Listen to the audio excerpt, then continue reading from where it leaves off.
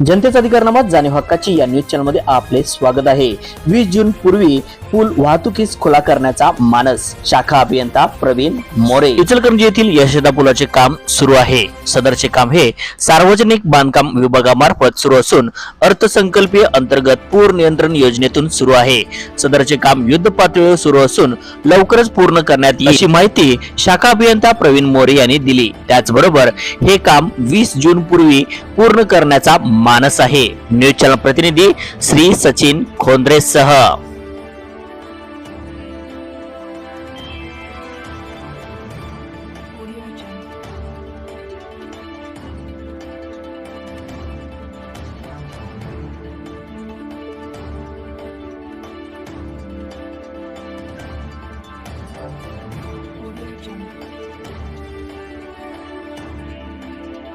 जनतेचा अधिकारनामा जाणीव हक्काची या न्यूज चॅनलला लाईक, शेअर व सबस्क्राईब करण्यास विसरू नका व सदैव रहा अपडेट।